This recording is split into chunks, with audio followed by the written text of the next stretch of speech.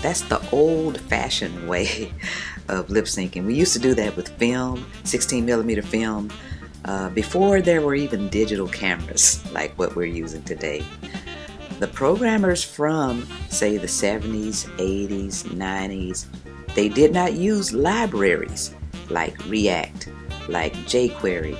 A lot of people, when they make it, because they made it and they took they took the long route, they say, well, I did my due diligence, you got to do yours. I had to make my way, so you make yours. Well, we shouldn't have to do that.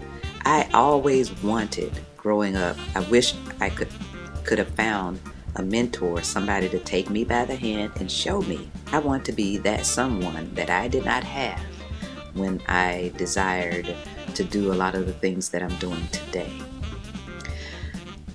I'm Rhonda Kay, and I'm here today with something to say, something that just may help you out, I hope, along the way. I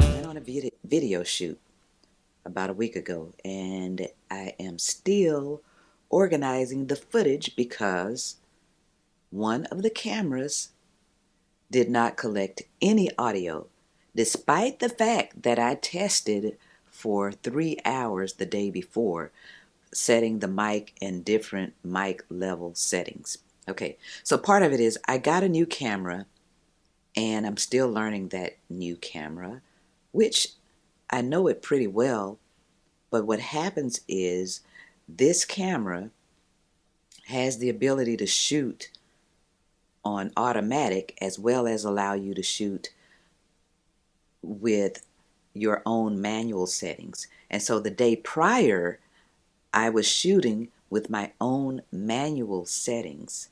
And then with my boom mic, which is what I wanted to use, because, you know, besides the fact of me spending $300 on that mic, I've never used it. I can count on one hand the number of productions that I might have used that microphone in. Maybe 3 might be stretching it. Well, at any rate, I decided I needed to start using this microphone, even though I have other tried and tested microphones with this specific camera that I should have used. And this was for a client, this video. And so now I'm like, okay, so it's going to cost me more money to reshoot this production, or I have to make what I have already work. And so now, it's not that I don't mind reshooting the production, but it's going to put me behind completing the film with the editing and everything else. So this was a good lesson and a good experience, and you guys get to benefit from it because I'm going to show you what I did in order to get over that problem. Now, when I first recorded this video, I had just woke up, and I had on what I have on now, except I had my comfy robe on, and it is so warm and comfortable.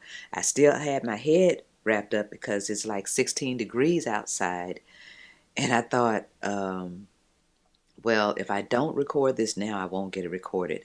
And I say that to say inspiration is best expressed by the inspired at the time of inspiration. That is, you might be inspired to do something, not just record videos, but you might be inspired to do something, and you need to do it at that specific time, because if you don't, you might not get the inspiration that was going to come from that moment when you try to redo it.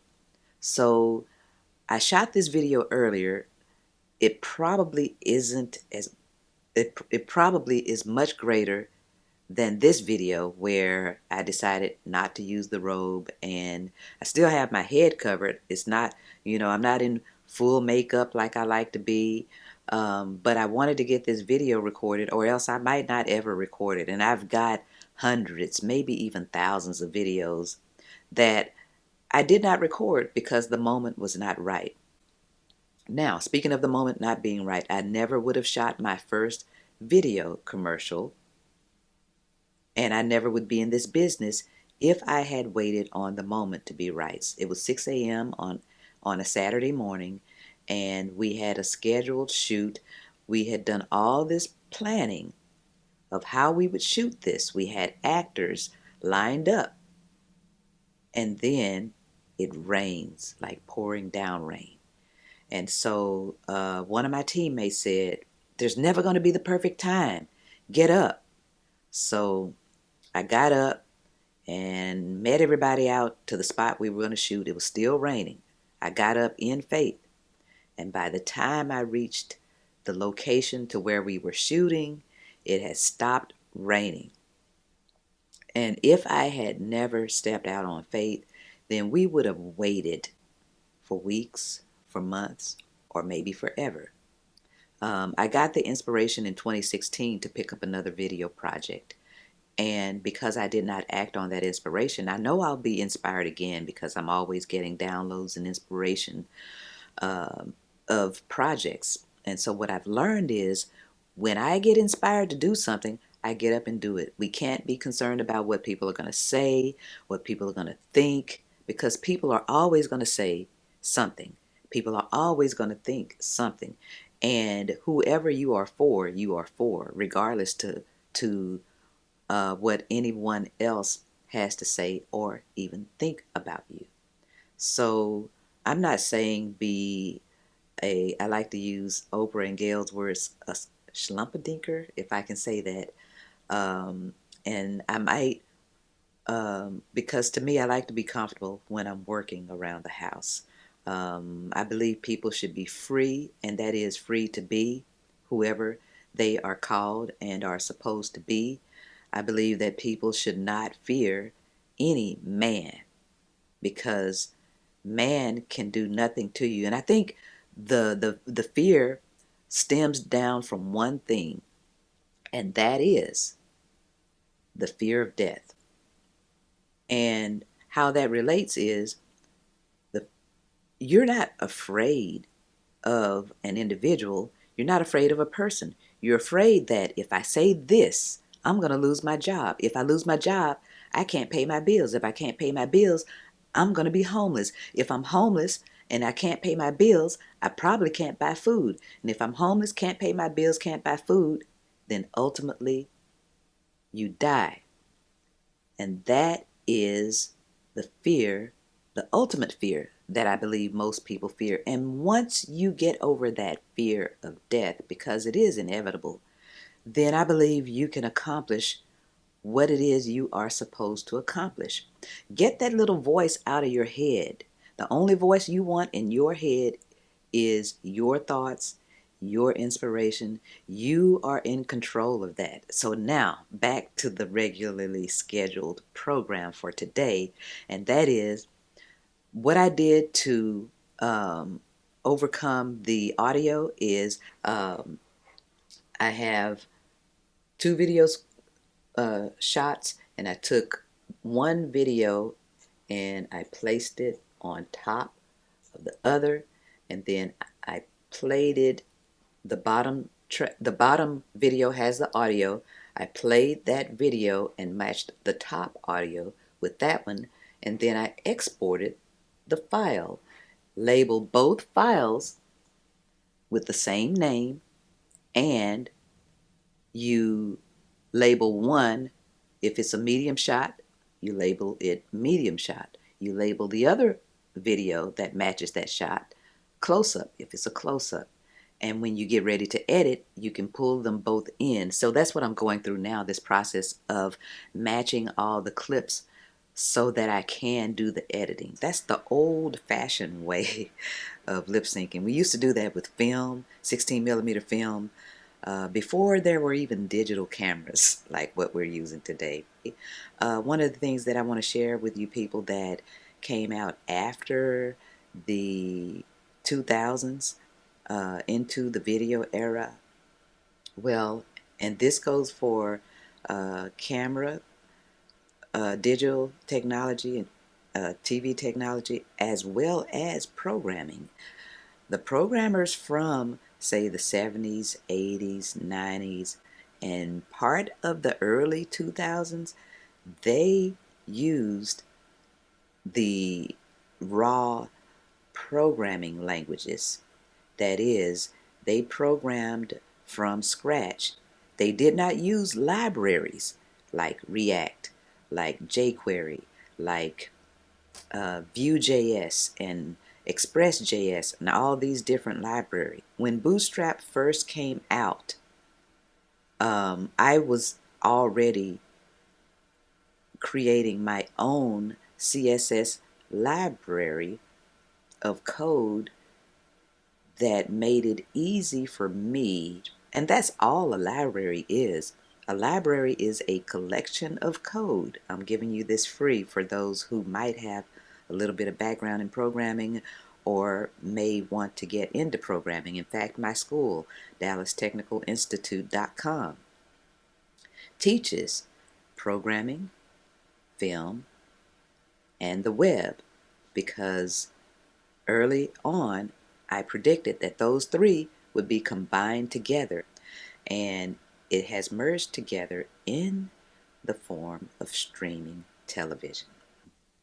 I told you I break all the rules, and I can show you how to do the same in my 3-day film and television course. A lot of you want to get into TV. How do I get my program on television? How do I submit to Netflix, Hulu, ABC, AMC, wherever it is you want? I have a script I want to submit.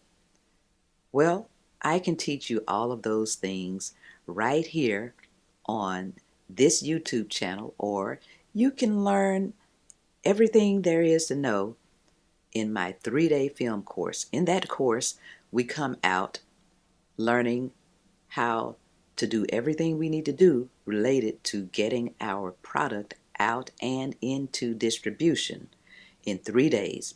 At the end of 3 days, you will also have a completed project. This is a hands-on, live, in-person course.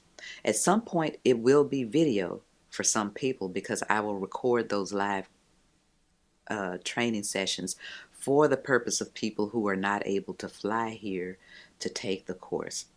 And you will be living your dream, that is, if you want to, or some of you just only want to be able to do one documentary, or you have one project and that's all you ever want to do. If you could get that one project out, like the Blair Witch Film Project, a lot of people in the industry talk about that one because it was produced with, I want to say $15,000. Don't quote me on that. I can't remember the stats. I'd have to go back and look at those again. But I want to say in the Hollywood industry, that was one of the least expensive and one of the most famous film projects produced. In fact, they took some of the techniques from that project and started using them and adopting them as professional industry standard techniques.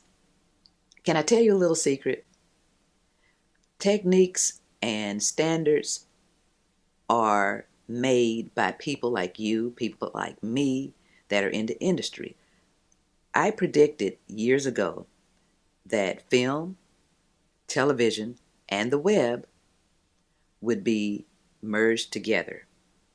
And so film, television, and web are now merged together in the form of streaming television, like Roku, like Netflix, like Hulu, and like Ubex Media, the place where, the network where my TV shows and film projects exist.